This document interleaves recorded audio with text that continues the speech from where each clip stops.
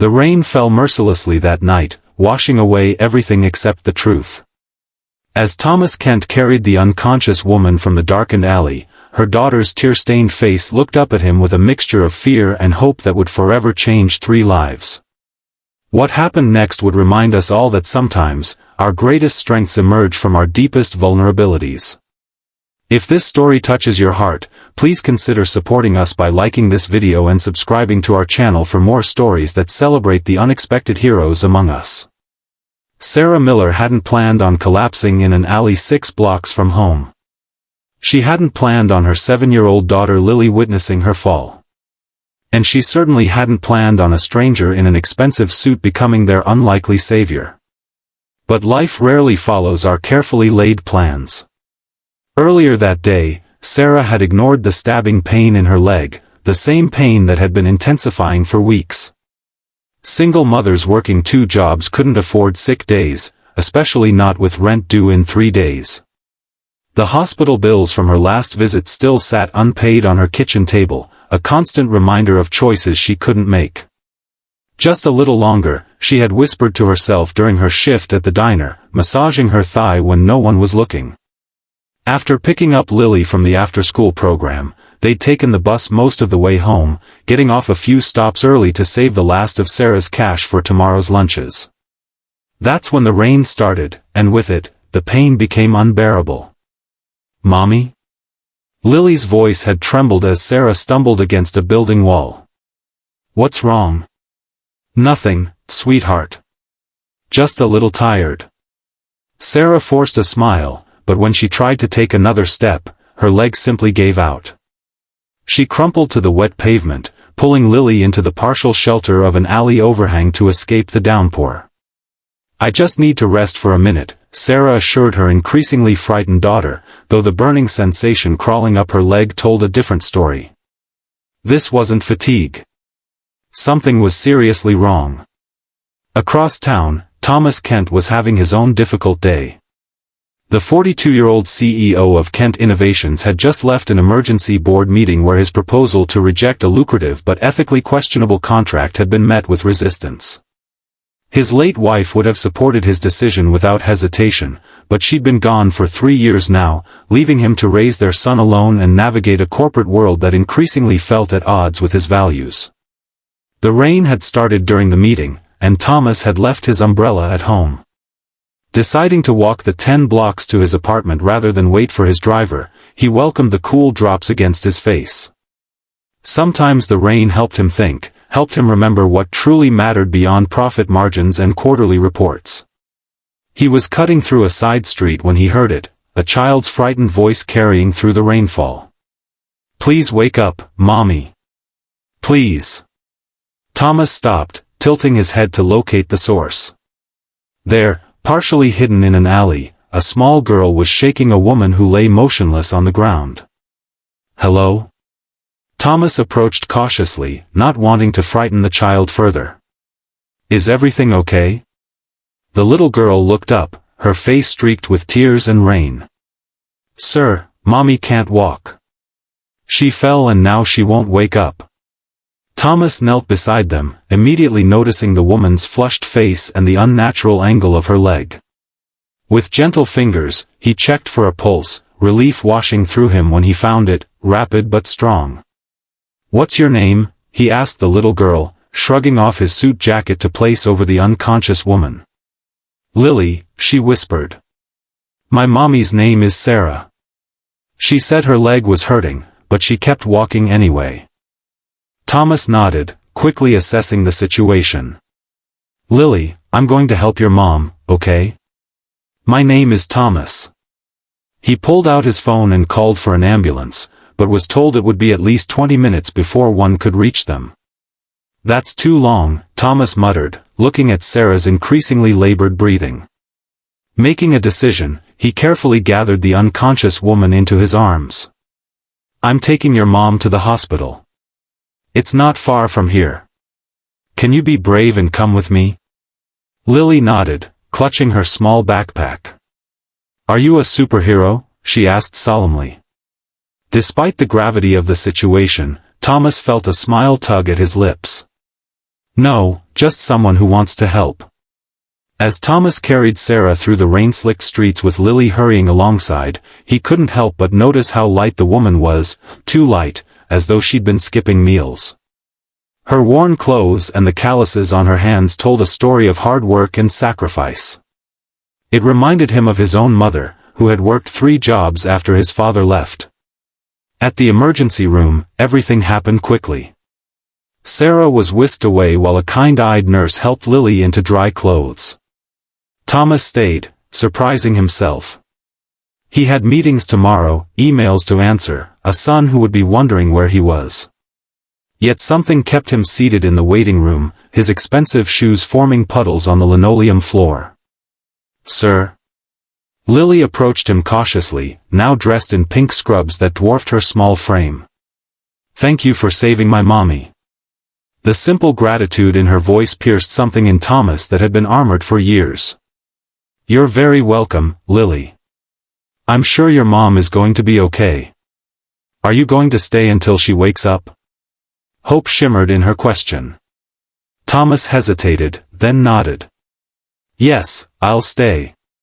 2 hours later, a doctor approached them. "Mr. Kent? Since you brought in Ms. Miller and her daughter, I can share that she's stable now. She had a severe blood clot in her leg that could have been fatal if untreated. She's also suffering from exhaustion and malnutrition. Can we see her?" Thomas asked, feeling Lily's small hand slip into his. The doctor smiled. "She's asking for her daughter." Sarah Miller opened her eyes to find her daughter curled up beside her on the hospital bed. The events of the evening came back in fragments, the pain, the rain, the stranger's voice. Turning her head, she was startled to find that stranger sitting in a chair by her bed, his tie loosened and hair disheveled. "You're awake," he said simply. "You saved us," she replied, her voice hoarse. Thomas shook his head. "Your daughter is the real hero. She flagged me down." Sarah studied his face, trying to understand why this man, clearly wealthy and important judging by his clothing, had stopped to help them and then stayed. Most people in her experience hurried past problems that weren't their own. "The doctor says you have a serious blood clot," Thomas continued. "They've started treatment, but you'll need follow-up care and rest." Sarah's heart sank. Rest wasn't a luxury she could afford. "I need to get back to work. I can't lose my jobs." "Mom." Lily stirred beside her. "You're okay." The little girl threw her arms around Sarah's neck.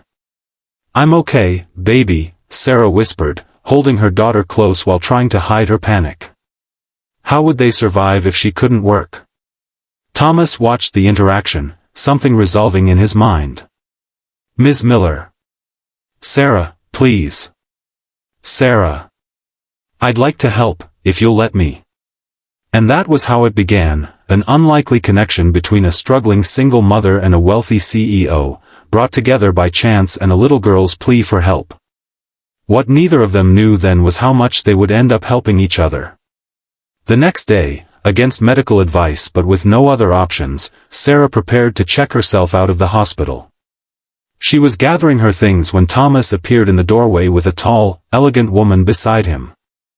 "Sarah, this is Maria. She's my son's nanny and housekeeper," Thomas explained. "I've arranged for you and Lily to stay in my guest apartment while you recover." Sarah stiffened. "I appreciate your help, but we can't accept charity." Thomas recognized the pride in her eyes, the same pride he'd seen in his mother. "It's not charity. It's an exchange. Maria needs help with some administrative work that you can do from home while you recover. You'd be doing us a favor." It was a lie, of course. There was no administrative work. But Thomas had learned long ago that sometimes people needed a bridge to accept help, a way to maintain their dignity. Sarah hesitated, studying his face for signs of deception or worse. Finding none, she thought of Lily, of their apartment with its leaking ceiling and unreliable heat, of the months of struggling that had led to this moment. "Just until I'm better," she finally agreed. That evening, Lily gasped as they entered Thomas's penthouse apartment. "Mommy, it's like a castle." Sarah felt equally overwhelmed by the sleek, modern space with its floor-to-ceiling windows overlooking the city. It was larger than any home she'd ever been in, let alone lived in. "The guest apartment is through here," Thomas explained, leading them down a hallway. "It has its own entrance, so you'll have complete privacy." He opened a door to reveal a beautifully appointed one-bedroom suite with a small kitchenette and sitting area. Fresh flowers sat on a table, and a basket of toys and books waited on a shelf, clearly chosen for Lily. "Dad! Are they here?" A boy's voice called out, and a moment later, a 9-year-old with Thomas's eyes but a gentler face appeared in the doorway. "Lily, Sarah, this is my son, Jake," Thomas introduced them. "Jake, this is Lily and her mother, Sarah. They'll be staying with us for a while." Jake approached Lily with the caution of a child who didn't often interact with other children. "Do you like robots? I have a robot building kit." Lily's eyes widened. "Real robots?" "They don't do much yet," Jake admitted. "But I'm working on it." As the children tentatively began to connect, Sarah turned to Thomas. "Why are you doing all this for us? You don't even know us." Thomas was quiet for a moment, watching his son laugh at something Lily said, a sound that had become too rare in their home. "When my wife died, people stepped up to help us in ways I never expected. I'm just paying it forward." Over the next few weeks, a routine developed. Sarah worked remotely for Thomas's company, a position that mysteriously appeared just as she was recovering, while attending her medical appointments. Lily and Jake became inseparable, their initial shyness replaced by the easy friendship of children. And Thomas found himself lingering at home more often, inventing reasons to check on their guests. One evening, after the children were asleep, Thomas found Sarah on the balcony, staring out at the city lights. "Penny for your thoughts," he asked, offering her a cup of tea. Sarah accepted it with a small smile. "I was just thinking about how different our lives are. You built all this," she gestured to the impressive view, "while I've been just trying not to drown." "You're being too hard on yourself," Thomas replied, leaning against the railing beside her. "You've kept Lily safe, happy, and loved despite impossible circumstances. That's no small achievement." "Maybe," Sarah conceded. "But I've always wanted to give her more, stability, opportunities, a better education." She hesitated. "I was in college when I got pregnant. Her father wasn't interested in being a dad, and my parents made it clear I was on my own if I kept the baby." Thomas nodded, understanding all too well how life could veer from its expected course. "After Claire died, I was completely lost. Jake stopped speaking for 6 months. I considered stepping down from the company because I couldn't focus on anything except making sure he was okay. What changed? Time helped. But also realizing that Claire would have wanted us to live, not just survive." He glanced at her profile, illuminated by the city lights. "What would you do if survival wasn't your primary concern? If you could choose any path?" Sarah laughed softly. "That's like asking what I'd do if I could fly. Humor me." She was quiet for a long moment. "I'd finish my degree in social work. I'd create a program to help single parents access resources, education, and support, all the things I struggle to find." Thomas nodded, something shifting in his expression. "You know, Kent Innovations has a charitable foundation. It's well-funded but poorly directed. The board lets me control it because it's good PR, but I've never found the right focus for it." Sarah turned to him, suddenly understanding where he was heading. "Thomas. I'm not offering charity," he said quickly. "I'm proposing a collaboration. Your experience, my resources. Think about it." As the weeks passed, Sarah did think about it, through her recovery, through watching Lily blossom in their temporary home, through late-night conversations with Thomas that gradually revealed a man far more complex than the wealthy CEO she'd initially perceived him to be. The inevitable complications arose.